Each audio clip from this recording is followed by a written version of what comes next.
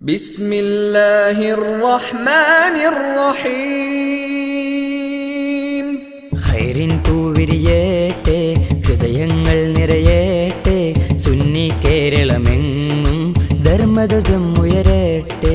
ഖൈറിൻ പൂവിരിയേട്ടെ, ഹൃദയങ്ങൾ നിറയേട്ടെ, സുന്നി കേരളമെങ്ങും ധർമ്മധ്വജം ഉയരട്ടെ. സമസ്ത കേരള സുന്നി യുവജന സംഘം വിശ്വാസത്തിന്റെ അനുപമ സന്ദേശവുമായി സമൂഹത്തിന് നന്മയുടെ പ്രകാശം പരത്തുന്ന പ്രസ്ഥാനം. പാരമ്പര്യത്തിന്റെ പിൻബലവും പ്രമാണങ്ങളുടെ ആധികാരികതയും നെഞ്ചോട് ചേർത്ത ഒരു സാത്വിക സമൂഹത്തിന്റെ സംഘശക്തിയാണ് ഈ പ്രസ്ഥാനം. യാഥാർത്ഥ്യങ്ങളോട് കലഹിച്ച് മുസ്ലിം മനസ്സുകളിൽ വിശ്വാസനിഷേധത്തിന്റെ വിഷം നിറയ്ക്കുന്ന പരിഷ്കരണ പ്രസ്ഥാനങ്ങൾക്കെതിരെ ആദർശജാഗ്രതയുടെ ചടുലമായ ചുവടുവെപ്പുകളാണ് പ്രസ്ഥാനത്തിന്റെ സുപ്രധാന അജണ്ട. സമസ്ത കേരള ജംഇയ്യത്തുൽ ഉലമയുടെ മാർഗനിർദ്ദേശങ്ങൾക്കു വിധേയമായി മലയാളത്തിന്റെ തിരുമുറ്റത്ത് സ്ഥാപിതമായ സംഘടന കർമ്മധന്യതയുടെ വിസ്മയ മുന്നേറ്റങ്ങൾക്ക് സാരഥ്യം വഹിക്കുകയാണ്. പുതിയ കാലത്തിന്റെ പ്രതികൂലതകളിൽ നിഷ്ക്രിയരാവുന്ന ജനസഞ്ചയത്തെ ധർമ്മധന്യതയുടെ ജീവിത സാഹചര്യത്തിലേക്ക് വഴിനടത്താൻ സംഘടനയുടെ സംവിധാനങ്ങൾ പ്രാപ്തമാണ്. അതിഭൗതികതയെ താലോലിക്കുന്നവർക്കിടയിൽ ആത്മീയതയുടെ പ്രബോധനവും ധാർമ്മികതയുടെ പ്രചാരണവും സംഘടനയുടെ സുപ്രധാന ദൗത്യമാണ്. മലയാളത്തിന്റെ സാംസ്കാരിക പ്രബുദ്ധതയ്ക്ക് ആദർശത്തിന്റെ കയ്യൊപ്പ് ചാർത്തുന്ന മഹാപ്രസ്ഥാനം പുതിയ കർമ്മമേഖലകൾ സജീവമാക്കുകയാണ്. ദേശീയ മുസ്ലിം ശാക്തീകരണത്തിന്റെ സമകാലിക സാധ്യതകൾക്ക് നിറം പകരാൻ പ്രസ്ഥാനം പ്രതിജ്ഞയെടുത്തു കഴിഞ്ഞു. സമരവഴികളിലും നവോത്ഥാന സംരംഭങ്ങളിലും നിർണായക സാന്നിധ്യം വഹിച്ച മുസ്ലിം സമൂഹം അവഗണനയുടെ കരിനിഴലിൽ കഴിയുകയാണ് ഇന്ന്. പാർശ്വവൽക്കരിക്കപ്പെട്ടുകൊണ്ടിരിക്കുന്ന മുസ്ലിം ജനതയുടെ ദേശീയ ശാക്തീകരണം ഗൗരവ വിചാരങ്ങൾക്ക് വിധേയമാവുകയാണ് ഇവിടെ. വിശുദ്ധ ദീനിന്റെ മഹത് സന്ദേശവുമായി ഇന്ത്യയിലെത്തിയ മാലിക് ദിനാറിന്റെ ഓർമ്മകൾ തുടിക്കുന്ന ഈ നഗരിയിൽ പ്രസ്ഥാനത്തിന്റെ പോരാളികൾ സംഗമിക്കുകയാണ്.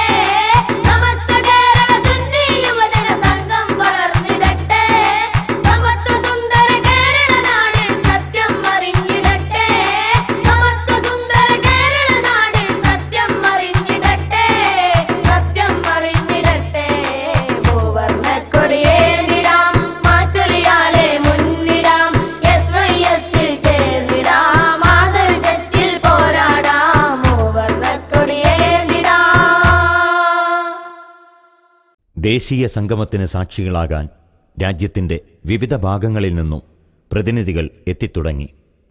ഇടപ്പള്ളി മക്കാം സിയാറത്തോടെ ചടങ്ങുകൾക്ക് തുടക്കമായി. സാദാത്തുക്കൾ, പണ്ഡിതന്മാർ തുടങ്ങി നേതൃനിരയുടെ സാന്നിധ്യം ചടങ്ങിനെ ധന്യമാക്കി. ഉയരും നീണം ദീനിൻ വഴിയിൽ നേർന്നു ഉശിരിൻ وصل اللهم ثواب ما فرضناه من القرآن العظيم منا إلى حضرة حبيبنا محمد صلى الله عليه وسلم وإلى أرواح سائر الأنبياء والعلماء والشهداء والصالحين وإلى أرواح الصحاب البدريين والوحديين والحنينيين والمنطقيين وسائر الصحابة والقرابة كلهم أجمعين وإلى أرواح سائر أولياء الله تعالى من مشارق الأرض إلى مغاربها صلى الله عليه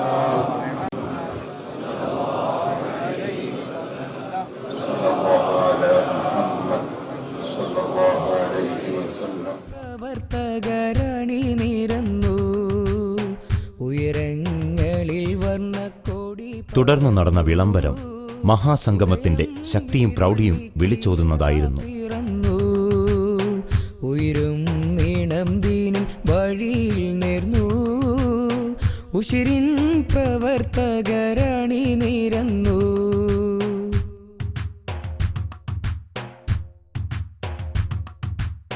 വഴിയിൽ എതിർപ്പിന്റെ ശരങ്ങളേറ്റ് വിരിമാർ പരിച കൊണ്ട സയ്യിദ് അലി ബാഫക്കി തങ്ങൾ പ്രസ്ഥാനത്തിന്റെ മൂവർണ്ണ പതാക വാനിലേക്കുയർത്തി. ദളങ്ങൾ കാത്ത് വിവരാലയം നന്നായി ഇവർ പടുത്ത് ഉയരങ്ങളിൽ നഗരിയുണർന്നു, പ്രതിനിധികൾ നിറഞ്ഞൊഴുകി. സമ്മേളനത്തിന്റെ പ്രഥമ സെഷൻ. പേരോട് അബ്ദുറഹ്മാൻ സഖാഫി സന്ദേശം സമർപ്പിച്ചു. اللهم صل على سيدنا محمد وعلى آل سيدنا محمد وعلى جميع الأنبياء والمرسلين ومن اقتدى بهديهم إلى يوم الدين. സമസ്ത കേരള ജമിയത്തുൽ ഉലമയുടെ ആദരണീയരായ അധ്യക്ഷൻ താജുൽ ഉലമ സയ്യിദ് അബ്ദുറഹ്മാൻ അൽ ബുഖാരി തവല്ലല്ലാഹു ഉംറഹു മഅ സിഹ്ഹത്തി വൽ ആഫിയ തങ്ങളവറുകൾ പ്രാർത്ഥനയോടെ ആരംഭിക്കുന്നതാണ്. പരിശുദ്ധ ഖുർആനിൽ അല്ലാഹു നമ്മെ പഠിപ്പിച്ച ഒരു കാര്യമാണ് വസ്ബിർ നഫ്സക മഅല്ലദീന യദ്ഊന റബ്ബഹും ബിൽ ഗദാതി വൽ അശി യുരീദൂന വജ്ഹഹ ولا تعد عيناك عنهم تريد زينة الحياة الدنيا ولا تطع من أغفلنا قلبه عن ذكرنا واتبع هواه وكان أمره فرطا. അല്ലാഹു നമ്മെ പഠിപ്പിച്ച ഈ ആയത്ത് ഈ ദിവസം പലരും സൂറത്തുൽ കഹ്ഫിൽ ഓതിയവരായിരിക്കും. ആദ്യമായി തന്നെ അല്ലാഹു പറയുന്നത് വസ്ബിർ, ക്ഷമിക്കുക. വസ്ബിർ നഫ്സക, നിങ്ങൾ ബന്ദ് ചെയ്യുക നിങ്ങളുടെ ശരീരത്തെ മഅല്ലദീന യദ്ഊന റബ്ബഹും, അല്ലാഹുവിനോട് പ്രാർത്ഥിക്കുന്ന, അല്ലാഹുവിന് കീഴ്പ്പെടുന്ന, അല്ലാഹുവിന്റെ അടുക്കൽ താഴ്മ കാണിക്കുന്ന ഒരു വിഭാഗം ജനങ്ങൾ. ആ ജനങ്ങളുടെ കൂടെ നിന്റെ ശരീരവും നീ ബന്ധാക്കി വെക്കുക. اللهم أوصل مثل ثواب ما قرأناه من القرآن العظيم وما صليناه هذه هدية واصلة ورحمة نازلة وبركة شاملة منا إلى حضرة وحي نبينا وشفيعنا المصطفى محمد صلى الله عليه وسلم وإلى حضرات أرواح إخوانه من الأنبياء والمرسلين صلوات الله تعالى وسلامه عليه وإلى حضرات أرواح أزواجه وذرياته وأهل بيته رضوان الله تعالى عنهم واجعل الرفة والرحمة في قلوبهم. اللهم وفقنا لما تحب وترضى. اللهم قنا الأسواء ولا تجعلنا محلا للبلوى. اللهم بلغنا وبلغهم حج بيتك الحرام ورزقنا ورزقهم زيارة قبر نبيك المصطفى محمد صلى الله عليه وسلم. سائر المذاهب المعظمة في النمل مرارا. اللهم اجمع بيننا وبينهم في جنات النعيم ربنا آتنا في الدنيا حسنة وفي الآخرة حسنة وقنا عذاب النار. KP ഹംസ മുസ്ലിയാർ ചിത്താരി ആമുഖ പ്രഭാഷണം നിർവഹിച്ചു. وقد قال الله سبحانه وتعالى في محكم تنزيله إن الدين عند الله الإسلام صدق الله مولانا العظيم وصدق وبلغ رسوله النبي الكريم ونحن على ذلك من الشاهدين الشاكرين والحمد لله رب العالمين. ഒരു പ്രസ്ഥാനം, ആ പ്രസ്ഥാനത്തിൻ്റെ ചരിത്രം, അത് ആ പ്രസ്ഥാനത്തെ സംബന്ധിച്ചിടത്തോളം ഏറ്റവും സുപ്രധാനമായതാണ്. ആ പ്രസ്ഥാനം ഉണ്ടായത് മുതൽ ഇതുവരെയുള്ള ചരിത്രം അത് പഠിക്കുക എന്നുള്ളത്, അത് മനസ്സിലാക്കുക എന്നുള്ളത് ഏറ്റവും സുപ്രധാനമായൊരു ഭാഗമാണ്.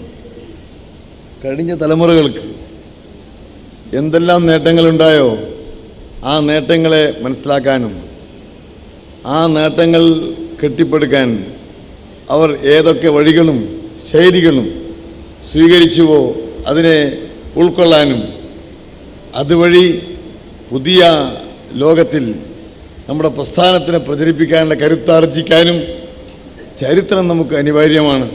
അപ്പോൾ 1-ാം നൂറ്റാണ്ടിൽ തന്നെ ഇസ്ലാം മതം കേരളത്തിൽ എത്തിയിരിക്കുന്നു എന്നുള്ളതാണ് നമുക്ക് പലതും മനസ്സിലാക്കി തരുന്നത്. മാലിക് ദീനാറിന്റെ നേതൃത്വത്തിൽ കുറച്ചാളുകൾ സിലോണിലേക്ക് ആദം മലയിൽ ആദം നബി അലൈഹി സ്വലാമിന്റെ പാദസ്പർശനം ഏറ്റ സ്ഥലം സന്ദർശിക്കാൻ അവർ അറേബ്യയിൽ നിന്നും വന്നുവെന്നും വരുന്ന അവസരത്തിൽ കപ്പലിൽ കൊടുങ്ങല്ലൂരിൽ ഇറങ്ങിയെന്നും ചരിത്രം പറയുന്നു. അങ്ങനെ മാലിക് ദീനാർ റളിയല്ലാഹു തആല അൻഹു സംഘവും സിലോണിൽ ചെന്ന് ആദം മലയിൽ ചെന്ന് ആദം നബി അലൈഹി സ്വലാമിന്റെ ആധാർ കണ്ട് അത് മനസ്സിലാക്കി തിരിച്ചു വന്ന് കൊടുങ്ങല്ലൂരിൽ ഇറങ്ങുകയും അവിടെ വെച്ച് പേരമാം പെരുമാൾ ഇവരുടെ കൂടെ ഒരു കപ്പലിൽ മക്കയിലേക്ക് പോയി എന്നും ചരിത്രം ഉണ്ട്.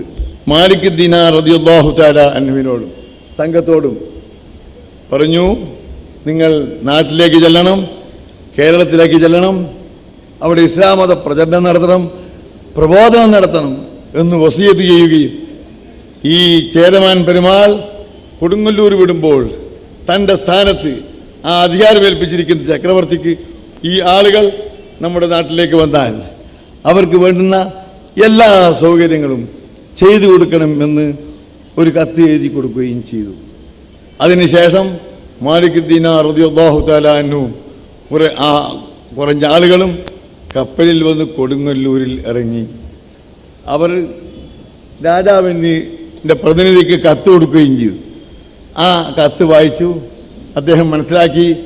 ചേരമാൻ പെരുമാളിന്റെ നിർദ്ദേശമനുസരിച്ച് ഈ ആളുകൾക്ക് വീട് കെട്ടാൻ സ്ഥലം കൊടുത്തു, അവർക്ക് പള്ളി നിർമ്മിക്കാൻ സ്ഥലം കൊടുത്തു, അവരുടെ പെൺകുട്ടികളെ കെട്ടിച്ചു കൊടുത്തു, അവിടെ മതപ്രചരണം നടത്താനും പ്രബോധനം നടത്താനുമല്ല എല്ലാ സൗകര്യങ്ങളും ചെയ്തു കൊടുത്തു എന്നാണ് ചരിത്രത്തിൽ ഉള്ളത്. അങ്ങനെ ചെയ്തു കൊടുക്കാൻ മുസ്ലിങ്ങളിലെ ഈ വന്ന മഹാനായ മാലിക് ദീനാർ റളിയല്ലാഹു തആല അൻഹുവിന്റെയും അനുചരന്മാരുടെയും വിശ്വാസവും ജീവിതക്രമവും ജനങ്ങളോടും ജീവികളോടും അവരെയുള്ള സമസൃഷ്ടികളോടുമുള്ള ജീവിതത്തിന്റെ ശരിയായ വശങ്ങളും കണ്ടു മനസ്സിലാക്കി സത്യസന്ധതയും മനസ്സിലാക്കി അവരിൽ ആകൃഷ്ടരായി തന്നെയാണ് ഈ ആളുകൾ ഒക്കെ ചെയ്തു കൊടുത്തത്. മഹാനായ മാലിക് ദീനാർ റളിയല്ലാഹു തആല അൻഹു കൊടുങ്ങല്ലൂരിൽ ഒരു പള്ളി സ്ഥാപിച്ചു. ഭൂമിന്റെ അടിയിലേക്ക് വേരുകൾ ഊന്നിയതും മേൽഭാഗത്തേക്ക് കൊമ്പുകൾ പടർന്നു നിൽക്കുന്നതുമായ വടവൃക്ഷമാകുന്ന ഇസ്ലാം, ആ ഇസ്ലാം അതാണ് മാലിക് ദീനാർ റളിയല്ലാഹു തആല അൻഹു അവർ നമുക്ക് കാണിച്ചു തന്നത്. അവർ അനുചരന്മാരും പ്രചരിപ്പിച്ചത്. ശേഷമുള്ള ഖാദിമാരും ശേഷമുള്ള മുഫ്തിമാരും ഒക്കെ നമുക്ക് കാണിച്ചു തന്നതാണ്. ആ മഹാന്മാർ കാണിച്ചു തന്ന വഴി അതിന്റെ തുടർച്ചയാണ് SYS. ആ തുടർച്ചയെന്ന നിലയ്ക്ക് SYS ശക്തമായി പ്രവർത്തിച്ചപ്പോൾ കേരളം SYSിലേക്ക് ശ്രദ്ധിക്കപ്പെട്ടു. SYSന്റെ സന്ദേശം നിങ്ങൾ ഉൾക്കൊള്ളണം. സന്ദേശം ഉൾക്കൊണ്ടുകൊണ്ട് ഈ മഹത്തായ പ്രസ്ഥാനത്തെ ഇന്ന് ആരാലും എതിർക്കപ്പെടാത്ത വിധത്തിൽ ഏറ്റവും നല്ലൊരു മഹത്തായ പ്രവർത്തനം ഈ സംഘടന കാഴ്ചവെച്ചിട്ടുണ്ട്. യാതൊരു സംശയവും ആ വിഷയത്തിലില്ല.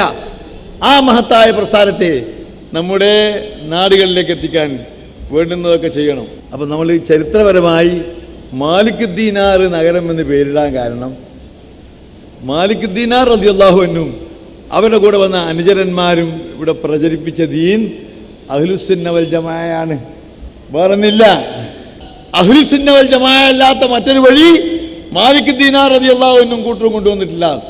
ആ വഴിയിലാണ് SYS ഉള്ളത്, ആ വഴിയിൽ തന്നെയാണ് പ്രവർത്തിക്കുന്നത് എന്ന് സമർത്ഥിച്ചുകൊണ്ടാണ് ഈ നഗരിക്ക് മാലിക് ദീനാർ നഗരി എന്ന് പേരിടാൻ കാരണം എന്നത് ചരിത്രപരമായി മൊത്തത്തിൽ നിങ്ങളെ സമർത്ഥിച്ചുകൊണ്ട് അതേ വഴിയിൽ തന്നെ ജീവിക്കാനും പ്രചരിപ്പിക്കാനും പ്രവർത്തിക്കാനും അല്ലാഹു സുബ്ഹാനഹു വ തആല എനിക്കും നമുക്കൊക്കെ തൗഫീഖ് നൽകുമാറാകട്ടെ എന്ന് പ്രാർത്ഥിക്കുകയും ചെയ്തുകൊണ്ട് ഞാൻ എൻ്റെ വാക്കുകൾ അവസാനിപ്പിക്കുന്നു. അൽഹംദുലില്ലാഹില്ലദീ ഹദാനാ ലിഹാദാ വമാ കുന്നാ ലിനഹ്തദിയ ലൗലാ അൻ ഹദാന അല്ലാഹ് വസ്സലാത്തു വസ്സലാമു അലാ റസൂലില്ലാഹി സയ്യിദിനാ മുഹമ്മദിൻ വആലിഹി വസഹ്ബിഹി അജ്മഈൻ. അഊദു ബില്ലാഹി മിനശ് ശൈത്വാനിർ റജീം. ബിസ്മില്ലാഹിർ റഹ്മാനിർ റഹീം. ഇന്നല്ലാഹ വമലായികതഹു യുസല്ലൂന അലൻ നബിയ്യി യാ അയ്യുഹല്ലദീന ആമനൂ സല്ലു അലൈഹി വസല്ലിമു തസ്ലീമാ. മുഅ്മിനീങ്ങളെ, ഉലമാക്കളെ, മുത്തഅല്ലിംകളെ, അഹ്ലുസുന്നത്ത് വൽ ജമാഅത്തിൽ അടിയുറച്ച് നിലകൊള്ളുന്ന സത്യവിശ്വാസികളെ, ഈ ഇന്ത്യ രാജ്യം എന്ന് പറഞ്ഞാൽ ഇവിടെ എല്ലാവരും ഒരുപോലെ അവകാശപ്പെട്ടതും നാട്ടിൽ മതത്തിൻ്റെ പേരിലോ മറ്റൊന്നിൻ്റെ പേരിലോ ഒരു അനൈക്യമുണ്ടാക്കി ഭിന്നിപ്പോ പിളർപ്പോ ഉണ്ടാക്കേണ്ട കക്ഷികളല്ല. എല്ലാവരും പഴയ കാലം മുതലേ ഇവിടെ ജീവിച്ചു പോന്നിട്ടുണ്ട്. അതുപോലെ നമ്മളുടെ എന്താണോ മോട്ടും പോണം. ഇവിടെ ഇരിക്കുക മാത്രമല്ല മറ്റൊന്നല്ല ആർക്കും പറയാൻ അധികാരമില്ല. എല്ലാവരോടും പറയാനുള്ളത് നിങ്ങൾ നമ്മളൊക്കെ ഒറ്റക്കെട്ടായി നിലകൊള്ളണം.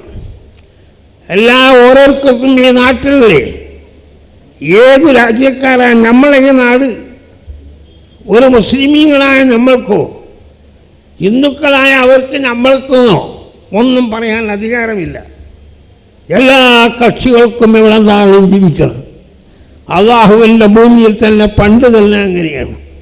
അതുകൊണ്ട് നിങ്ങളെല്ലാം ദുആ ചെയ്ത് നമ്മളെ എല്ലാവരെയും അള്ളാഹു അവൻ്റെ പൊരുത്തപ്പെട്ട അടിമകളാക്കി രണ്ട് വീട്ടിലും പരിപൂർണ വിജയികളായി നല്ല നിലയ്ക്ക് ലാ ഇലാഹ ഇല്ലല്ലാഹ് എന്ന കലിമത്തു ഷഹാദത്ത് ഉച്ചരിച്ച് കൽബ് ലംഘി മരിക്കുന്ന കക്ഷികളെ കൂട്ടത്തിൽ അല്ലാഹു നമ്മളെല്ലാം പിടിച്ചു തരട്ടെ. അതിനുവേണ്ടി നിങ്ങൾ ദുആ ചെയ്യണമെന്ന വസിയത്തോടുകൂടി എൻ്റെ വാക്ക് അവസാനിപ്പിക്കുന്നു. വാഖിറു ദഅവാനാ അനിൽ ഹംദുലില്ലാഹി റബ്ബിൽ ആലമീൻ. പ്രഥമ പകൽ രാവിന് കീഴടങ്ങിയപ്പോൾ മറ്റൊരു സെഷന് സമ്മേളനം സജ്ജമായി. ഇസ്ലാമിക ശരീഅത്തിനെക്കുറിച്ചുള്ള സമഗ്ര വിചാരങ്ങൾക്ക് പ്രമുഖർ നേതൃത്വം നൽകി. पहले शहे उमम से मोहब्बत करेंगे हम, मोहब्बत करेंगे हम. पहले शहे उमम से मोहब्बत करेंगे हम, फिर सारे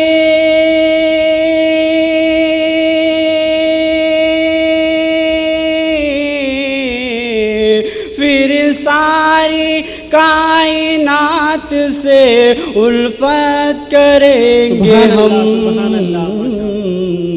पहले शहे उम्मम से मोहब्बत करेंगे हम.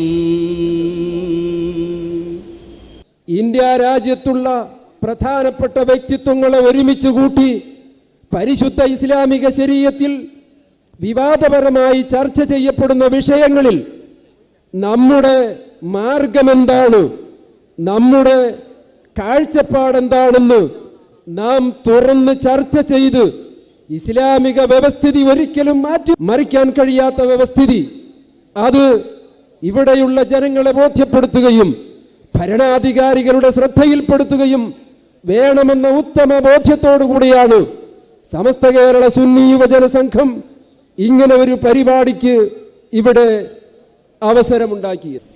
അൽഹംദുലില്ലാഹി റബ്ബിൽ ആലമീൻ, अस्सलातु वस्सलामु अला सय्यदिल मुरसलीन। आज के शानदार नूरानी मजमे को देखकर वाकई मेरा दिल मसरतों से लबरेज है, और मैं समझता हूँ कि जो भी शरीक हुआ है वो अपनी खुशकिस्मती पर नाज करेगा, फ़ख्र करेगा कि इतने शानदार मजमे में उसको शिरकत का मौका मिला। और ये मौका तो अपनी कोशिशों से नहीं मिलता है, अपनी मेहनतों से नहीं मिलता है। इस आदत बज़ोर बाजू निस्त ताना बख्शत खुदाए बख्शिंदा, यह अल्लाह ताला का करम है, उसका एहसान है कि उसने अपने नबी पाक सल्लल्लाहु ताला अलैहि वसल्लम के सदक़े में इस नूरानी इजलास में हमको, आपको, तमाम लोगों को शिरकत का मौका इनायत फरमाया। इहदिना सिरातल मुस्तकीम, उर्दू में इसके तर्जुमे में बहुत सारे लोगों ने ठोकरें खाई हैं, बहुत सारे तराजुम मैंने देखे हैं। तहकीकी तौर पर यह अर्ज़ कर रहा हूँ कि इहदिना सिरातल मुस्तकीम का तर्जुमा ये किया जा रहा है कि हमें सीधी राह देखा। इसका मतलब साफ ये हुआ, इससे मैसेज ये जा रहा है कि गया हमने सीधी राह अभी देखी नहीं है। लिहाजा जो उलमाए, वो लोग जो मुअय्यद मिन अल्लाह हैं, जिनको वाकई अल्लाह ने दीनी बसीरत अता फरमाई है, उन्होंने तर्जुमा किया है कि हमें सीधी राह चला, सीधी राह पे चला, यानी देख तो बहुत पहले चुके हैं, अब मौला करीम हमें तौफीक दे के उसी सीधी राह पे हम चलते रहे। वो सीधी राह कौन है? अनमत अलैहिम, किन पर अनाम किया? अनमल्लाह अला नबीना व सिद्दीकीना व शुहदाए व सालिहीन। यह है अनाम याफ्ता ग्रुप, इन्हीं की राह सीधी राह है, यही सिराते मुस्तकीम है। ऐसी सिराते मुस्तकीम पर चलने के बाद इंशाअल्लाह हमारी निजात होगी। बिस्मिल्लाहि अज़ीमिल क़ुदरति वस्सान शदीदिल बत्शी वल बुरहान हाफिज़ुद्दीन वल क़ुरआन। बिस्मिल्लाहि मा शाअ अल्लाहु कान व मा लम यशअ लम यकुन वला हौला वला क़ुव्वता इल्ला बिल्लाहिल अलिय्यिल अज़ीम। शरीयत के बारे में लंबी तकरीर होगी। मेरी तकरीर इंशाअल्लाह फिर एक मर्तबा करने की इरादा है, लिहाजा अभी चंद अल्फाज से मैं ख़त्म करता हूँ। यहाँ अहनाफ और शवाफी दो मजहब वाला है। शरीयत, इस्लाम शरीयत, शरअ लकुम मिनद्दीनि मा वस्सा बिही नूहा। അല്ലാഹു സുബ്ഹാനഹു വ തആല പരിശുദ്ധ ഖുർആനിൽ പഠിപ്പിച്ചു, നൂഹ് നബി അലൈഹിസ്സലാമിനോടും മറ്റ് അമ്പിയാക്കളോടും അള്ളാഹു ഉപദേശിച്ച ഉപദേശം, അവർക്ക് അള്ളാഹു നൽകിയ ശരീഅത്ത്, ആ ശരീഅത്ത് തന്നെയാണ് ഹബീബായ മുഹമ്മദ് നബി സല്ലല്ലാഹു അലൈഹി വസല്ലമ തങ്ങൾക്കും നൽകിയിട്ടുള്ളത്. ശരീഅത്തിൽ യാതൊരുവിധ വ്യത്യാസവും ഇല്ല. ശരീഅത്ത് ഒരേ ഒരു ശരീഅത്ത്.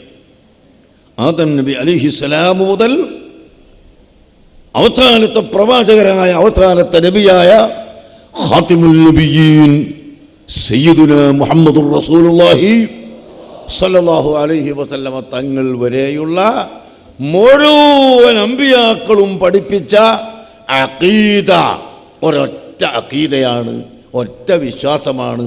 അത് അഹ്ലുസുന്നത്തി വൽ ജമാഅത്തിന്റെ അഖീദയാണ്. ലോക മുസ്ലിമീങ്ങൾക്കിടയിൽ അഭിപ്രായ വ്യത്യാസമില്ല. ആദം നബി അലൈഹിസ്സലാം മുതൽ അഷ്റഫുൽ ഖൽഖ് സല്ലല്ലാഹു അലൈഹി വസല്ലമ തങ്ങൾ വരെയും അവിടെ മുതൽ ഖിയാമത്ത് നാൾ വരെയും ജീവിക്കുന്ന മുഴുവൻ മുസ്ലിമീങ്ങളും ഒരേ ഒരു വിശ്വാസത്തിലാണ്, ഒരേ ഒരു അഖീദയിലാണ്. ആ അഖീദയിൽ അധിഷ്ഠിതമായ ശരീഅത്താണ് നമ്മുടെ കയ്യിലുള്ളത്. അതുകൊണ്ടാണ് ശറഅലക്കും മിനദ്ദീനി മാ വസ്സാ ബിഹി നൂഹ് നബി അലൈഹിസ്സലാമിനോട് വസിയത്ത് ചെയ്ത, നൂഹ് നബി അലൈഹിസ്സലാമിനോട് പഠിപ്പിച്ചു കൊടുത്ത ആ ശരീഅത്ത് തന്നെയാണ് തങ്ങളുടെ ശരീഅത്ത് എന്ന് പരിശുദ്ധ ഖുർആൻ പഠിപ്പിക്കുകയും ഇമാം ബുഖാരി റഹ്മത്തുള്ളാഹി അലൈഹി തന്റെ സഹീഹുൽ ബുഖാരിയിൽ ആദ്യം തന്നെ ഈ കാര്യം എടുത്ത് മനസ്സിലാക്കി തരികയും ചെയ്തിട്ടുള്ളത് അതാണ്. അതുകൊണ്ട് എല്ലാവരും ഒരൊറ്റ ശരീഅത്തുള്ള ഒരു പ്രസ്ഥാനം മുസ്ലിം അല്ലാതെ ലോകത്തെവിടെയില്ല. മുസ്ലിം മശ്രിഖ് മുതൽ മഗ്രിബ് വരെ, ജനൂബ് മുതൽ ഷിമാല് വരെ, ആദം നബി അലൈഹിസ്സലാം മുതൽ ഖിയാമത്ത് നാളിന്റെ ദിവസം വരെ ഉള്ള എല്ലാ മുസ്ലിമിനും ഒരൊറ്റ ശരീഅത്ത്. അങ്ങനെ ഒരു ശരീഅത്തിൽ മാത്രം വിശ്വസിക്കുന്ന, ഒരു ശരീഅത്തിൽ മാത്രം ഉറച്ചു നിൽക്കുന്ന, ഒരേ ഒരു ശരീഅത്തിനെ മുറുകെ പിടിച്ചു നിൽക്കുന്ന മറ്റൊരു സമുദായം ഈ ലോകത്ത് വന്നിട്ടില്ല, വരികയും ഇല്ല. ഹനഫി മദ്ഹബും ഷാഫി മദ്ഹബും തമ്മിലൊന്നും അഖീദയിൽ വിശ്വാസത്തിൽ ഒരു വ്യത്യാസവുമില്ല. 4 മദ്ഹബും ഹഖായ മദ്ഹബ് എല്ലാം ഒറ്റ ഒന്ന് അഹ്ലുസുന്നത്ത് വൽ ജമാഅ, സുന്നി. അതാണ് ആ സുന്നി അഖീദ നിലനിൽക്കുന്ന ശരീഅത്ത്. അതാണ് അള്ളാഹുവിൻ്റെ ശരീഅത്ത്, ഹബീബായ നബി സല്ലല്ലാഹു അലൈഹി വസല്ലം തങ്ങൾ പഠിപ്പിച്ച ശരീഅത്ത് എന്ന് നിങ്ങളെ ഓർമ്മപ്പെടുത്തി ഞാൻ എൻ്റെ വാക്കുകൾ അവസാനിപ്പിക്കുന്നു. فقال الله تبارك وتعالى في القرآن المجيد والفرقان الحميد أعوذ بالله من الشيطان الرجيم بسم الله الرحمن الرحيم رب اشرح لي صدري ويسر لي أمري.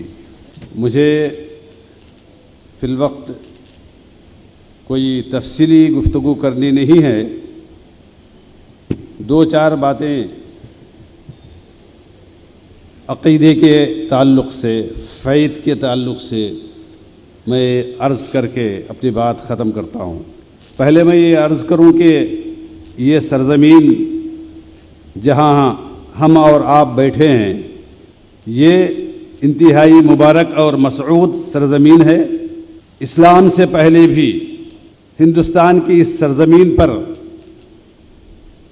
عرب تاجر آتے رہے ہیں جس کا اقرار سبھی مورخوں نے کیا ہے. اس کے بعد بعض مورخین جن کو صحیح اطلاعات نہ مل سکی انہوں نے یہ تو اقرار کر لیا کہ یہ سرزمین ملبار اور معبر کی سرزمین، اسلام سے پہلے بھی یہاں عرب تاجر آتے رہے ہیں. اور اس کے بعد انہوں نے کہا کہ اس سرزمین پہ صحابہ نہیں آئے لیکن تابعین آئے ہیں. میں عرض کرتا ہوں اسلام کے پہلے یہاں عرب تاجر آ رہے تھے اور صحابہ کے بعد تابعین آ رہے تھے، آئے ہیں. بیچ میں جو فاصلہ، جو گیپ بیان کیا جا رہا ہے اس کی وجہ کیا ہے؟ عقل تو یہی کہتی ہے کہ جب صدیوں سے عرب یہاں تاجر کی حیثیت سے آ رہے ہیں تو حضور اکرم صلی اللہ علیہ وسلم کے خیر القرون میں بھی آتے رہے ہوں گے. اگر آپ کو علم نہیں تو کہہ دینا چاہیے کہ ہم کو معلوم نہیں ہو سکا، اتھینٹک بات نہیں ہے، ہم کو ثابت نہیں ہوا. لیکن معقول طور پر عقل یہی کہتی ہے کہ جب پہلے آتے رہے ہیں، پچھلے آتے رہے ہیں تو بیچ میں بھی آتے رہے ہوں گے. اہدنا الصراط المستقیم. ورنہ اللہ تعالیٰ نے تعریف بیان کی الحمدللہ رب العالمین فلاں فلاں، اس کے بعد اصل جو دعا اللہ تعالیٰ نے سکھائی اہدنا الصراط المستقیم، سیدھے راستے پہ چلا، تو پورے سورہ فاتحہ کی روح صراط مستقیم ہے. یہ عام طور پر چونکہ شیطان راستے سے بھٹکاتا ہے، کہتا ہے یہ اولیاء کیا ہیں، یہ صلحاء کیا ہیں، نعوذ باللہ یہ صحابہ ہم کہتے ہیں الصحابۃ کلہم عدول، پورے کے پورے سچے ہیں، صحیح ہیں. یہ بعض کہتے ہیں نہیں सहाबा में से बाज वो इनफिरादी अमल था, उन्होंने ये खता किया, फला ये शैतानी रास्ते हैं, शैतानी वसवसे हैं। ये शैतानी वसवसों से बचाने के लिए अल्लाह तबारक तआला ने तुम्हारी नमाज फर्ज हो, तुम्हारी नमाज सुन्नत हो, तुम्हारी नमाज नफिल हो, सूरह फातिहा पढ़ना जरूरी है, उसमें यहदीना सिरातल मुस्तकीम पढ़ना जरूरी है। उसके बगैर आप सही रास्ते पर, सुन्नत के रास्ते पर चल नहीं सकते। मेरे अजीजों भाइयों, मैं ज्यादा अर्ज करना नहीं चाहता, एक बात यही बताना चाहता हूं, हमको सिरात मुस्तकीम को मजबूती से थामना हो तो अहलुस सुन्ना वल जमात के अकायद पर कायम रहना चाहिए। बस दुआ फरमाइए कि अल्लाह तबारक तआला हमको मरते दम तक, हमको, हमारे आले औलाद को, हमारे पूरे मुसलमान बिरादरी को अहलुस सुन्ना वल जमात के अकीदे पर कायम और दायम रखे। वाखिर दावना अल्हम्दुलिल्लाह। बिस्मिल्लाहिर्रहमानिर्रहीम। अल्हम्दुलिल्लाहि रब्बिल आलमीन वस्सलातु वस्सलामु अला अशरफिल मुरसलीन വഅലാ ആലിഹി വസഹ്ബിഹി അജ്മഈൻ അമ്മാ ബഅദ്. വിശ്വാസം എന്ന് പറയുമ്പോൾ ഈ സമ്മേളനത്തിൽ മേളിച്ച വിവിധ ദേശക്കാർ, വിവിധ ഭാഷയിൽ സംസാരിക്കുന്നവർ, വിവിധ വേഷവിധാനമുള്ളവർ, അതേപോലെ വിവിധ മദ്ഹബുകളിൽ അടിയുറച്ചു നിൽക്കുന്നവർ, ഇങ്ങനെ എല്ലാത്തിലും വിവിധങ്ങൾ ആണെങ്കിൽ ഈ ദേശീയ സമ്മേളനത്തിൽ എല്ലാവരും ഒരുമിച്ച് ചേർന്ന് നമ്മുടെ സംഘടിത ശക്തി ഒന്നുകൂടി കാണിക്കുകയാണ്. എവിടെയാണ് നാം ഇവിടെ ഏകീകരണം ഉണ്ടായത്, നാം ഒത്തൊരുമിച്ചത്? ഇസ്ലാമിൻ്റെ അല്ലെങ്കിൽ ഇസ്ലാമിക ശരീഅത്തിന്റെ അടിത്തറയായ വിശ്വാസം എന്ന് പറയുന്നതിലാണ്. ഈ വിശ്വാസത്തിലുള്ള ഇത്തിഫാഖ്, യോജിപ്പ്, അത് ലോകത്ത് കഴിഞ്ഞുപോയ മുഅ്മിനീങ്ങളും ഇനി വരാനുള്ളവരും ഇന്ന് ലോകത്ത് ജീവിച്ചുകൊണ്ടിരിക്കുന്ന മുഅ്മിനീങ്ങളും ഈ വിശ്വാസത്തിൽ ഇത്തിഫാക്കുള്ള, യോജിപ്പുള്ള കാലത്തോളം അവരെല്ലാം യഥാർത്ഥത്തിൽ ഇസ്ലാമികമായ ഉഹുവ്വത്ത് നിലനിർത്തിപ്പോരുന്നവരാണ്. എന്തുകൊണ്ട്? വിശ്വാസത്തിൽ തകരാറ് വരുത്തിയിരിക്കുന്നു. ലോക മുസ്ലിമീങ്ങളെല്ലാം ഏതെല്ലാം വിശ്വാസത്തിൽ ഒത്തൊരുമയോടെ നിൽക്കുന്നുവോ അവിടെയെല്ലാം ശിഥിലീകരണമുണ്ടാക്കി, അവിടെയെല്ലാം അഭിപ്രായ ഭിന്നത ഉണ്ടാക്കി, അങ്ങനെ ജനങ്ങളെ പല ചേരികളിൽ, പല തട്ടുകളിലായി നിർത്തി. അതുകൊണ്ട് തന്നെ അവർ പരസ്പരം പഴിചാരുന്നു, പരസ്പരം തൊലുലിൽ വലാലത്തുകൊണ്ട് ആരോപിക്കുന്നു, പരസ്പരം തക്ഫീർ, ഇസ്ലാമിന്റെ പരിധിയിൽ നിന്ന് പുറത്താണെന്ന് പറയുന്നു. ഇങ്ങനെ ലോക മുസ്ലിമീങ്ങളെ കാഫിറാക്കുകയും മുശ്രിക്കാക്കുകയും ചെയ്തുകൊണ്ട് ലോക മുസ്ലിങ്ങൾക്കിടയിലുള്ള ഇത്തിഫാഖ്, യോജിപ്പ് അവർ പൊളിച്ചു കളഞ്ഞിരിക്കുന്നു. നമ്മളും ഈ വിദഗ്ധ കക്ഷികളും തെറ്റി നിൽക്കുന്നത് ഈമാനിന്റെ അതിപ്രധാനമായ അടിസ്ഥാനപരമായ കാര്യം എല്ലാവർക്കും അറിയാം, തൗഹീദാണ്. അത് അല്ലാഹുവിലുള്ള വിശ്വാസമാണ് തൗഹീദ് എന്ന് പറയാം. ഈ അല്ലാഹുവിനെ കുറിച്ചുള്ള വിശ്വാസത്തിൽ തന്നെ നമ്മളും ഇവിടുത്തെ വിദഗ്ധ കക്ഷികളും വ്യത്യാസമുണ്ട്. ഒരു ഭാഷയിൽ പറഞ്ഞാൽ നാം അല്ലാഹുവിനെ കുറിച്ച് എന്തെല്ലാം വിശ്വസിക്കുന്നുവോ, ഏതെല്ലാം രീതിയിൽ വിശ്വസിക്കുന്നുവോ, അങ്ങനെയുള്ളവർ അല്ലാഹുവിലല്ല ഈ വിഭാഗം വിശ്വസിക്കുന്നത് എന്ന് അവരുടെ വാക്കുകളിൽ നിന്ന്, അവരുടെ പുസ്തകങ്ങളിൽ നിന്ന്, അവരുടെ അവതരണങ്ങളിൽ നിന്ന് ഒക്കെ നമുക്ക് മനസ്സിലാക്കാൻ കഴിയും. എവിടേക്കാണ് തെറ്റി നിൽക്കുന്നത്? അതിപ്രധാനമായി വഹാബികൾ, മൗദൂദികൾ ഒക്കെ എന്നല്ല അവരുടെ മുൻകാല നേതാക്കളടക്കം വിശ്വസിച്ചു പോന്ന ഒന്ന്, അള്ളാഹുവിനെ കുറിച്ചുള്ള വിശ്വാസം എവിടെയാണ് തെറ്റിയത്?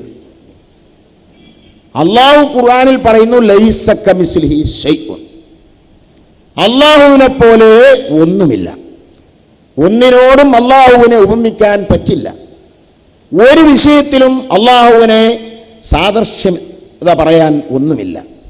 ഖുർആൻ തന്നെ പറഞ്ഞെങ്കിൽ ഈ വിഭാഗം അള്ളാഹുവിനെ കുറിച്ചുള്ള വീക്ഷണത്തിൽ അള്ളാഹുവിന് കൈയുണ്ട്, കണ്ണുണ്ട്, കാലുണ്ട്, മൂക്കുണ്ട്, ഇങ്ങനെ തുടങ്ങി നമുക്കെന്തെല്ലാം അവയവമുണ്ടോ ആ അവയവങ്ങളൊക്കെ അള്ളാഹുവിന് ചാർത്തി കൊടുക്കുന്നു.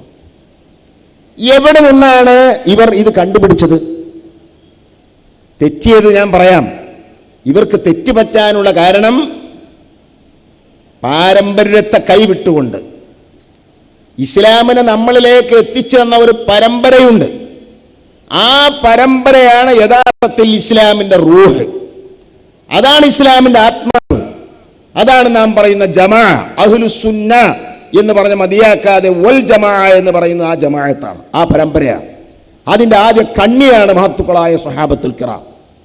ആ സ്വഹാബത്തും വമൻ തബിഅഹും ബിഇഹ്സാൻ, ഖിയാമത്ത് നാൾ വരെ അവരെ അനുധാവനം ചെയ്തു പോന്നവരും അവർ ഉൾക്കൊള്ളുന്നതാണ് ജമാഅത്ത്. ഈ ജമാഅത്തിനെ കൈവിടിഞ്ഞുകൊണ്ട് നേരിട്ട് ഖുർആനിലേക്ക് ഇറങ്ങി, നേരിട്ട് സുന്നത്തിലേക്ക് ഇറങ്ങി. അല്ലാഹു തആല അള്ളാഹുവിനും റസൂലിനും വഴിപ്പെടാൻ പറഞ്ഞത് മൂന്നാമത് പറഞ്ഞ ആരെയാണ്? അത്തിയുല്ലാഹ വഅത്തിയുർ റസൂൽ. നിങ്ങൾ പറഞ്ഞ ഖുർആനും സുന്നത്ത് മാത്രമാണെങ്കിൽ അവിടെ നിർത്താം. പിന്നെ അള്ളാഹു പറഞ്ഞ എന്താ? ഉലിൽ അംരി മിൻകും. അത്തിയുല്ലാഹ വഅത്തിയുർ റസൂൽ ഉലിൽ അംരി മിൻകും മൂന്നാമത് പറഞ്ഞു. അത്തിയുല്ലാഹ് എന്ന് പറഞ്ഞിട്ട് വറസൂൽ എന്നല്ല പറഞ്ഞ്, അത്തിയുല്ലാഹ വഅത്തിയുർ റസൂൽ. അവിടെ അത്തിയോ മടക്കി കൊടുന്നു. പിന്നെ ഉലിൽ അംരി മിൻകും അവിടെ അത്തിയോ മടക്കി പറഞ്ഞില്ല. ആദ്യത്തെ റസൂലുള്ളാഹിക്ക് പറഞ്ഞതിന്റെ അതേ കൂട്ടത്തിലാണ് പറഞ്ഞത്. അതെന്താ കാരണം? അള്ളാഹുവിന്റെ റസൂലിന് വഴിപ്പെട്ടു എന്ന് പറയണമെങ്കിൽ തന്നെ, അത് സാധ്യമാകണമെങ്കിൽ തന്നെ മൂന്നാമത് പറഞ്ഞ ഉലുൽ അംർ വഴിപ്പെട്ടെങ്കിലേ അത് സാധ്യമാകൂ. ആരാണ് ഉലുൽ അംർ? നഖലത്തു ശരീഅ, ശരീഅത്തിനെ നമ്മളിലേക്ക് എത്തിച്ചു തന്ന ആ നാക്രിയങ്ങൾ. ആര് മുഖേന എങ്ങനെയാണ് ശരീഅത്ത് നമ്മളിലേക്ക് കിട്ടിപ്പോകുന്നത്? അവരാണ് പറഞ്ഞ ഉലുൽ അംർ. അല്ലാഹു തആല ഖുർആനും സുന്നത്തും മാത്രം പറഞ്ഞ് നിർത്തല്ല, ഉലമാനെ പറഞ്ഞിട്ടുണ്ട്. ഈ കപടവിശ്വാസികൾ എന്തു പറയും? അള്ളാഹുവിന്റെ റസൂൽ പറഞ്ഞില്ലേ ഞാൻ ഖുർആനും സുന്നത്തും ഒഴിച്ചുപോയി, അത് പിടിച്ചാൽ മതി. അപ്പൊ ആ ഖുർആനും സുന്നത്തും മാത്രം പിടിച്ചു. ആരെ കൈവിട്ടുകൊണ്ട്? നേരത്തെ പറഞ്ഞ് ജമാഅത്തിനെ കൈവിട്ട് നേരെ ഖുർആനിലേക്ക് ഇറങ്ങി. യഥാർത്ഥത്തിൽ ആ ജമാഅത്തിന് ആവശ്യം റസൂലുള്ളാഹി സ്വല്ലല്ലാഹു അലൈഹി വസല്ലം തങ്ങളുടെ വാക്കുകൾ അവരാണ് വിശദീകരിച്ചു തരേണ്ടത്. അള്ളാഹുവിന്റെ റസൂൽ ഖുർആൻ വിശദീകരിച്ചു വന്നു. അള്ളാഹുവിന്റെ റസൂലിന്റെ സുന്നത്ത് വ്യാഖ്യാനിക്കേണ്ടത് അയിമ്മത്താണ്. ആ അയിമ്മത്തിനെ പാടെ മാറ്റിവെച്ചുകൊണ്ട് നേരിട്ട് ഖുർആനിലേക്ക് ഇറങ്ങി. അപ്പൊ അവർ ഖുർആനിൽ കണ്ടു, എന്താ കണ്ടത്? വയബ്കാ വജ്ഹു റബ്ബിക. കണ്ടോ? അള്ളാഹുവിന്റെ വജ്ഹ് എന്ന വാക്കിനർത്ഥം എന്താ? മുഖം. അള്ളാഹുവിന്റെ മുഖം അവിടെ ശേഷിച്ചു നിൽക്കും. ഒരായത്ത്.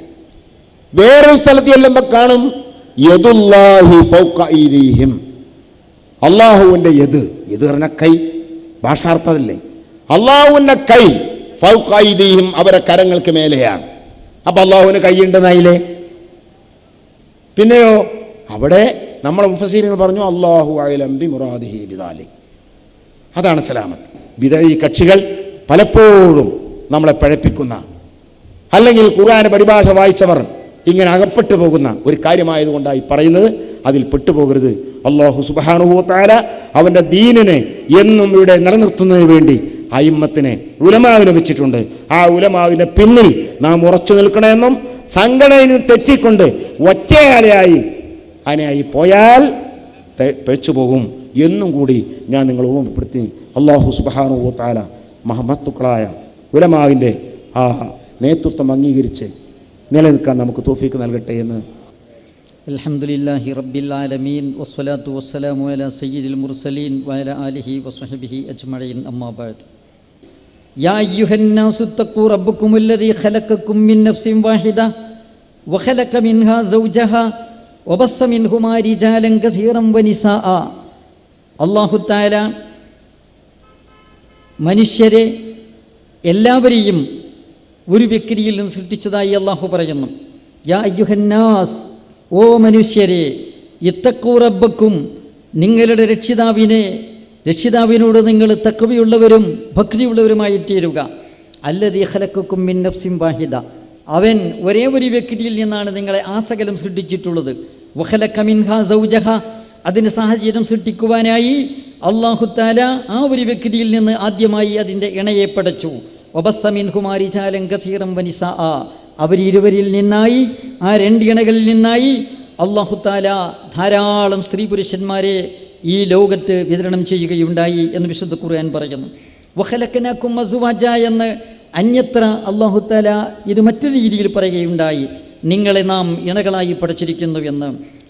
ഇവിടെ സ്ത്രീ പുരുഷൻ രണ്ട് വർഗമായാണ് മനുഷ്യനെ അല്ലാഹു സംവിധാനിച്ചിട്ടുള്ളത്. അതുകൊണ്ട് തന്നെ രണ്ട് വർഗങ്ങളായി സൃഷ്ടിച്ചു.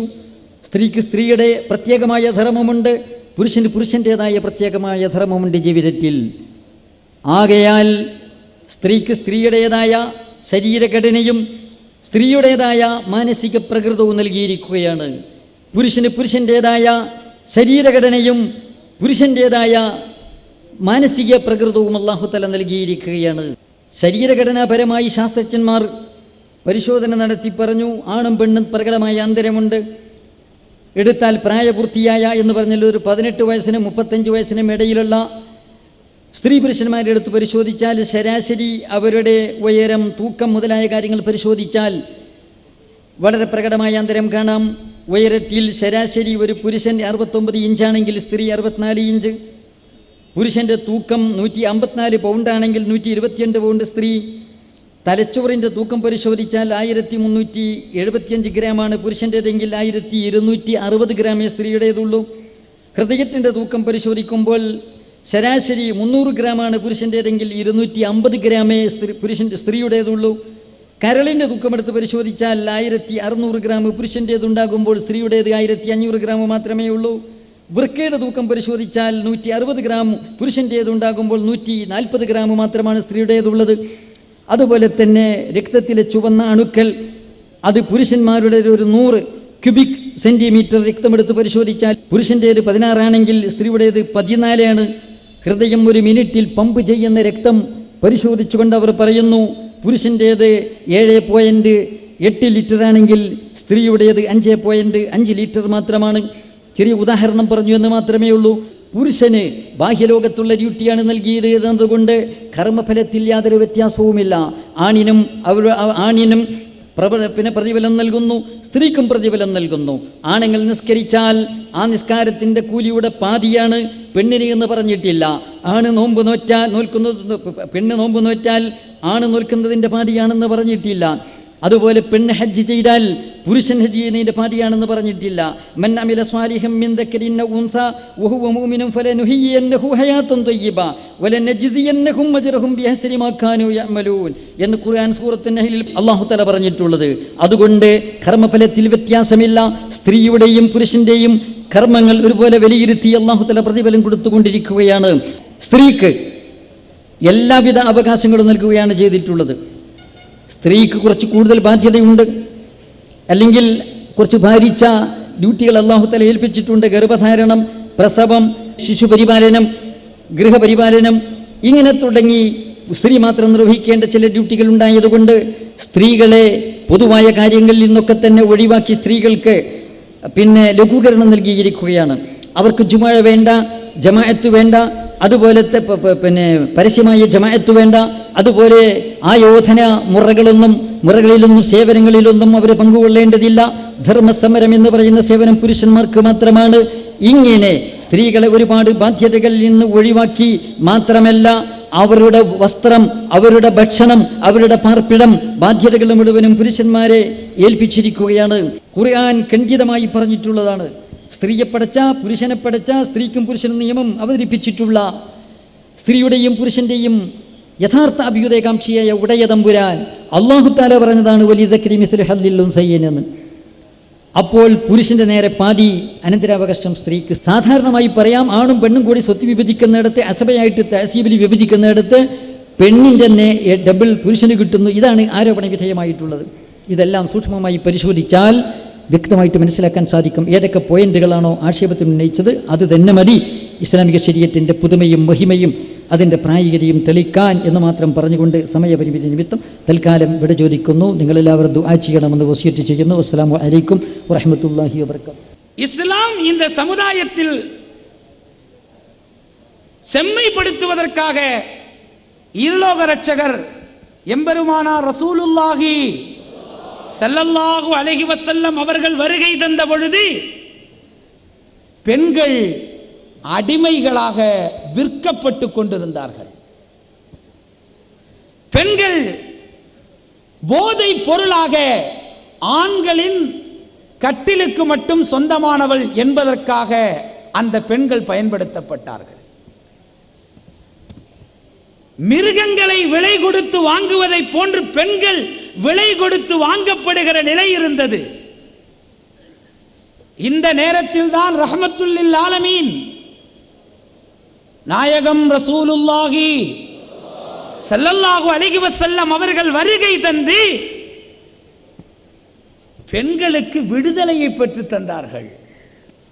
வீட்டிலே அடங்கி இருக்க வேண்டிய பெண்ணை சமுதாயத்தின் முற்றத்தில் கொண்டு வந்து நிறுத்தி அவளுடைய பேச்சை கேட்டு ஆனந்தம் அடைகிறார்கள். பெண்களுக்கு இஸ்லாம் எல்லா உரிமையும் வழங்கியது. சொன்னார்கள் சொத்தில் பங்கு, எல்லா உரிமையும் கொடுக்கப்பட்டது.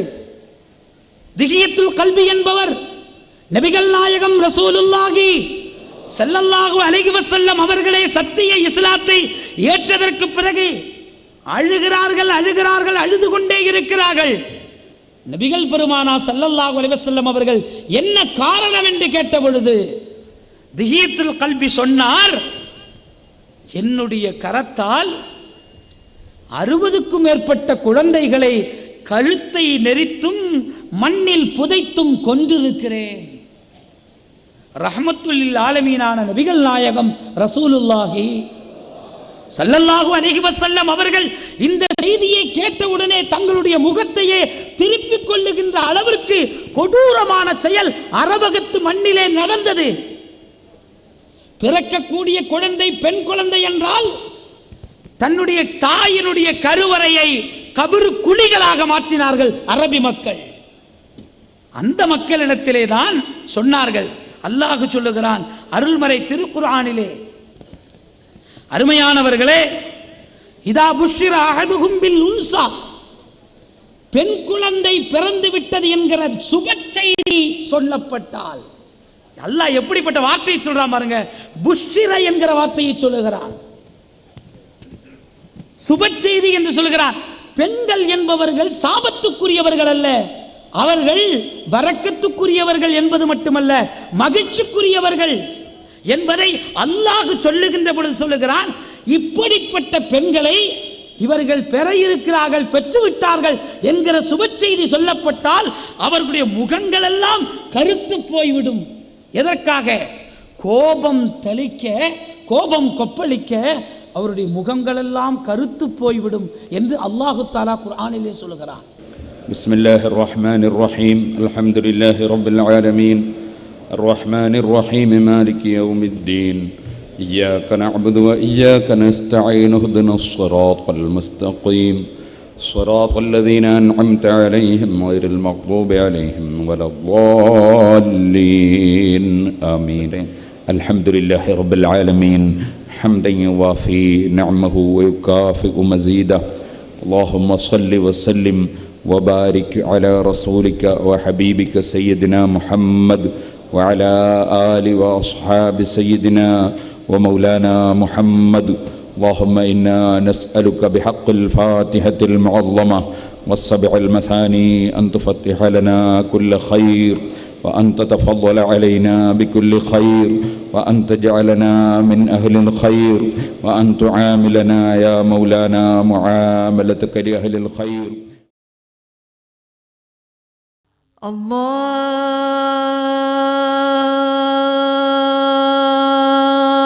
أكبر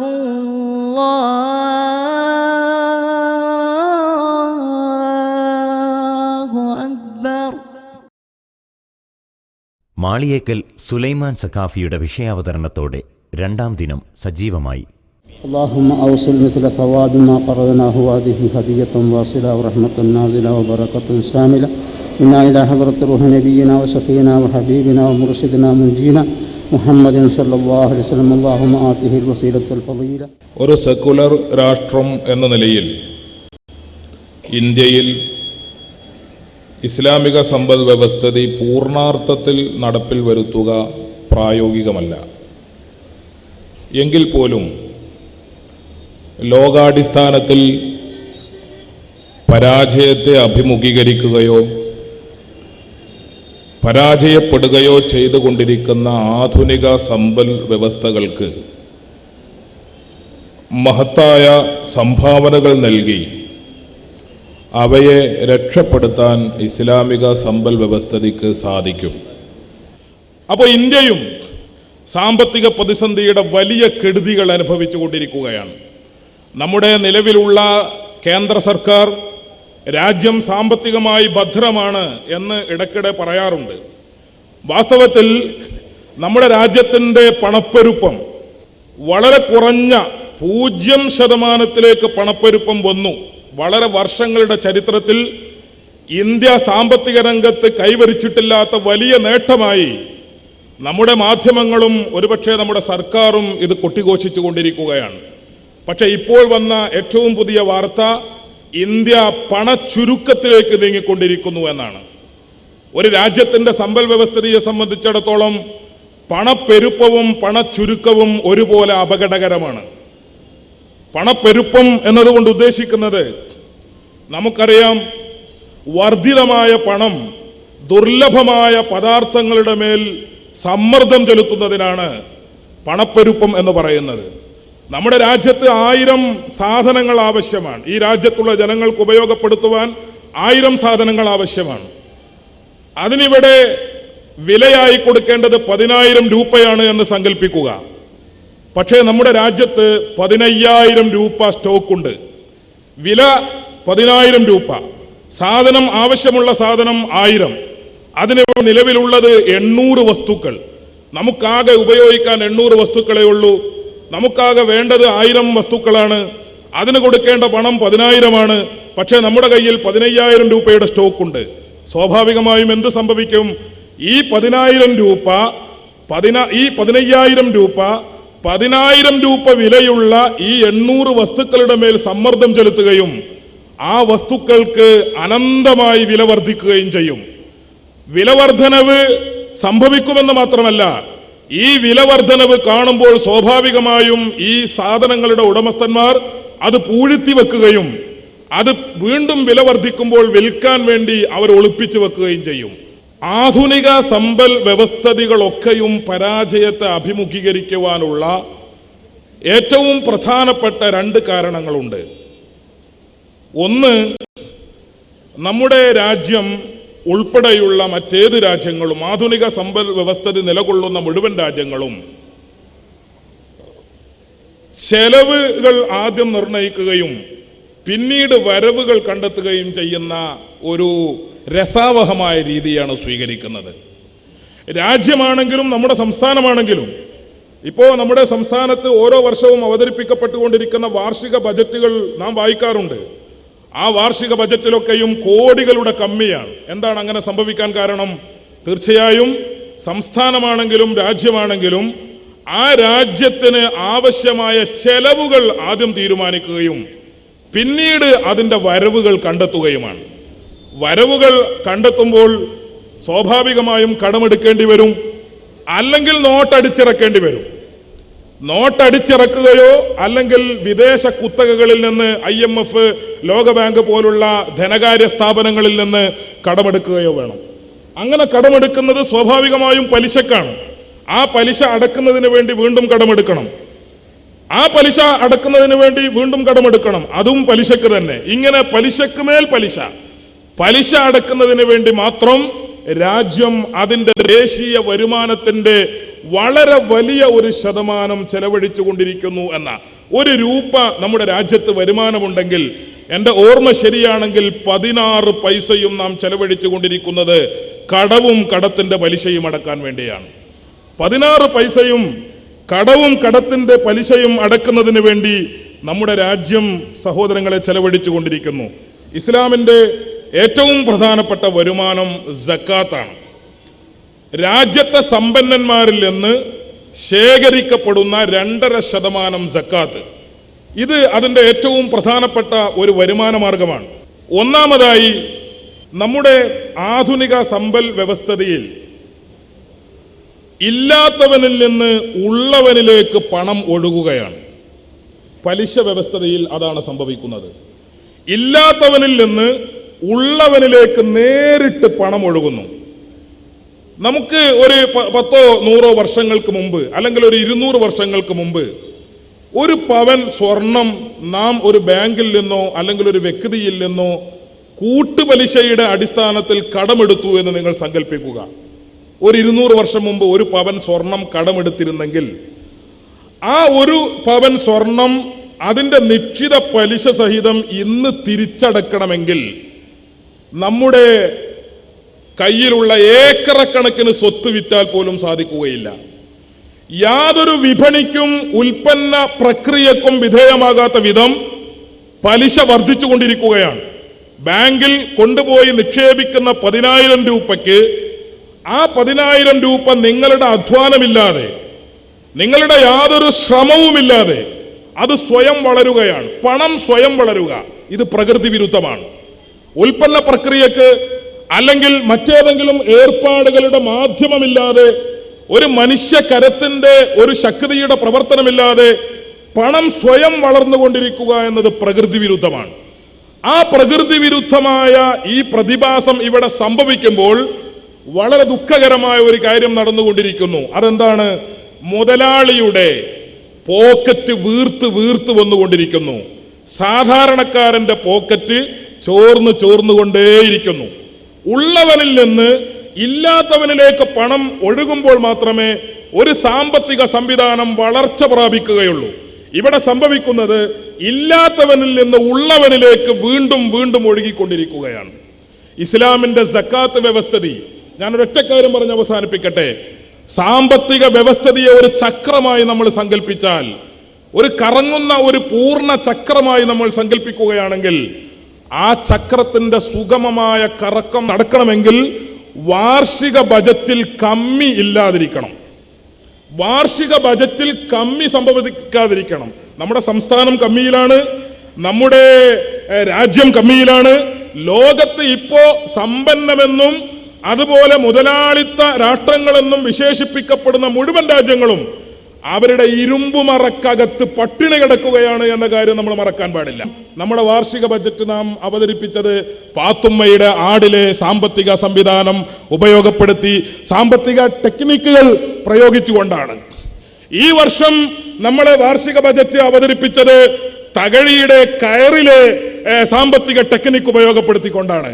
ഒരു വർഷമെങ്കിലും പരിശുദ്ധ ഖുർആൻ വിഭാവനം ചെയ്യുന്ന സാമ്പത്തിക ടെക്നിക്ക് ഉപയോഗപ്പെടുത്തിക്കൊണ്ട് ഒരു വാർഷിക ബജറ്റ് അവതരിപ്പിക്കുവാൻ നമ്മുടെ കേരള സംസ്ഥാനത്തിനോ അല്ലെങ്കിൽ ഇന്ത്യ ഗവൺമെന്റിനോ സാധിക്കുകയാണെങ്കിൽ തീർച്ചയായും ഈ രാജ്യത്തിന്റെ പട്ടിണിയും ദാരിദ്ര്യവും ഇല്ലാതാക്കി ഒരു നന്മയുള്ള സാമ്പത്തിക സമത്വം എന്നതുകൊണ്ട് ഞാൻ ഉദ്ദേശിക്കുന്നത് എല്ലാവരും സാമ്പത്തികമായി തുല്യരാവുക എന്നതല്ല. അവസര സമത്വം, നീതിദത്തമായ വിതരണം സാധ്യമാകണം. പലിശയിൽ അധിഷ്ഠിതമായ സാമ്പത്തിക സംവിധാനത്തിൽ നീതിരഹിതമായ വിതരണമാണ് നടക്കുന്നത്. ഒരു സാമ്പത്തിക വ്യവസ്ഥയുടെ ഏറ്റവും പ്രധാനപ്പെട്ട അതിന്റെ വളർച്ചയുടെ ലക്ഷണം നീതിദത്തമായ വിതരണമാണ്. ഇവിടെ നീതിരഹിതമായ വിതരണം നടക്കുന്നു. പണക്കാരൻ വീണ്ടും ഉള്ളവനായി മാറുന്നു, ഉള്ളവൻ വീണ്ടും ഉള്ളവനായി മാറുന്നു, ഇല്ലാത്തവൻ വീണ്ടും ഇല്ലാത്തവനായി മാറുന്നു. ഇതാണ് സഹോദരങ്ങളെ സംഭവിച്ചുകൊണ്ടിരിക്കുന്നത്. ഇസ്ലാമിക ഗവൺമെന്റ് അതിന്റെ സാമ്പത്തിക സംവിധാനം ലോകത്ത് നടപ്പിലാക്കിയ കാലഘട്ടത്തിൽ മഹാനായ മുആദ് റളിയല്ലാഹു അൻഹു, ഉമറുൽ ഫാറൂഖ് റളിയല്ലാഹു അൻഹുവിന്റെ വിശാലമായ ഇസ്ലാമിക സാമ്രാജ്യത്വത്തിൽ ഒരു സംസ്ഥാനത്തിന്റെ ഗവർണറായി ഭരിച്ചിരുന്ന മുആദ് റളിയല്ലാഹു അൻഹു ഒരിക്കൽ അദ്ദേഹത്തിന്റെ നാട്ടിൽ നിന്ന് ശേഖരിച്ച സക്കാത്തിന്റെ തുക അദ്ദേഹം കേന്ദ്ര ബൈത്തുൽ മാലിലേക്ക്, കേന്ദ്ര ഗവൺമെന്റിലേക്ക് തിരിച്ചയച്ചു. ഉമർ റളിയല്ലാഹു അൻഹു കത്തെഴുതി ചോദിച്ചു, എന്തുകൊണ്ട് എന്തുകൊണ്ടാണ് ഈ സംസ്ഥാനത്തുള്ള സക്കാത്തിന്റെ തുക അവിടെയുള്ള പാവപ്പെട്ടവർക്കിടയിൽ വിതരണം ചെയ്യുന്നതിന് പകരം നിങ്ങൾ കേന്ദ്ര ബൈത്തുൽ മാലിലേക്ക്, കേന്ദ്ര സർക്കാരിലേക്ക് അയച്ചു കൊടുക്കാൻ എന്താണ് കാരണമെന്ന് മുആദിനോട് കത്തെഴുതി വിശദീകരണം ചോദിച്ചപ്പോൾ മുആദിന്റെ മറുപടി എന്തായിരുന്നു? എന്റെ രാജ്യത്ത്, എന്റെ സംസ്ഥാനത്ത് കഴിഞ്ഞ 5 വർഷമായി ഞാൻ ഇസ്ലാമിക സമ്പൽ വ്യവസ്ഥിതി നടപ്പിലാക്കിയിരിക്കുകയാണ്. ഇവിടെ സമ്പന്നന്മാരിൽ നിന്ന് 2.5% സക്കാത്ത് ഞാൻ ഓരോ വർഷവും വാങ്ങി. അങ്ങനെ വാങ്ങുന്ന സക്കാത്ത് നിർബന്ധ ദാനത്തിന്റെ തുക ഞാൻ ഇവിടെയുള്ള പാവപ്പെട്ടവർക്ക് വിതരണം ചെയ്തു. അവർ കച്ചവടങ്ങൾ ആരംഭിച്ചു, അവർ കൃഷികൾ ആരംഭിച്ചു, അവർക്ക് മറ്റ് ജീവിത മാർഗങ്ങൾ ഞാൻ ചൂണ്ടിക്കാണിച്ചു കൊടുത്തു. ആ ജീവിത മാർഗങ്ങൾ ആരംഭിക്കുന്നതിന് ഞാൻ അവർക്ക് പണം മുടക്കി കൊടുത്തു. ഇന്ന് 5 വർഷത്തിന് ശേഷം ഞാൻ 5 വർഷം മുമ്പ് കച്ചവടം ചെയ്യാൻ വേണ്ടി പണം മുടക്കിക്കൊടുത്ത പാവപ്പെട്ടവൻ ഇന്ന് എനിക്ക് സക്കാത്ത് നൽകിക്കൊണ്ടിരിക്കുകയാണ്. അദ്ദേഹത്തിന്റെ കച്ചവടത്തിന്റെ സക്കാത്ത് എനിക്ക് ഇങ്ങോട്ട് നൽകിക്കൊണ്ടിരിക്കുകയാണ്. എന്റെ ഈ സംസ്ഥാനത്ത് ഇസ്ലാമിക നിയമപ്രകാരം സക്കാത്തിന് അർഹരായ പാവപ്പെട്ടവർ ഇല്ലാത്തതുകൊണ്ട് ഇസ്ലാമിക കർമ്മശാസ്ത്രം അപ്പോൾ പറയുന്നത്, ഒരു നാട്ടിൽ സക്കാത്ത് സ്വീകരിക്കാൻ പറ്റിയ പാവപ്പെട്ടവർ ഇല്ലാതെ വന്നാൽ ആ സംസ്ഥാനത്തിന്റെ സക്കാത്ത് അത് കേന്ദ്ര ഗവൺമെന്റിലേക്ക് അയച്ചു കൊടുത്ത് രാജ്യത്തൊട്ടാകെയുള്ള സാമ്പത്തികമായി കഴിവില്ലാത്ത പാവപ്പെട്ടവർക്ക് അത് വിതരണം ചെയ്യണമെന്നാണ് ഇസ്ലാമിന്റെ നിയമമെങ്കിൽ ആ നിയമപ്രകാരം എന്റെ സംസ്ഥാനത്ത് ഈ സക്കാത്ത് വാങ്ങാൻ അർഹതപ്പെട്ട പാവപ്പെട്ടവർ ഇല്ലാത്തതുകൊണ്ട് ദാരിദ്ര്യം തുടച്ചു നീക്കുക. ആധുനിക രാജ്യങ്ങളിൽ നമ്മുടെ ഗവൺമെന്റിന് ഒരു പഞ്ചായത്തിന്റെ പോലും ഉദാഹരണം പറയാൻ സാധിക്കുമോ? സംശയമാണ് സഹോദരങ്ങൾ.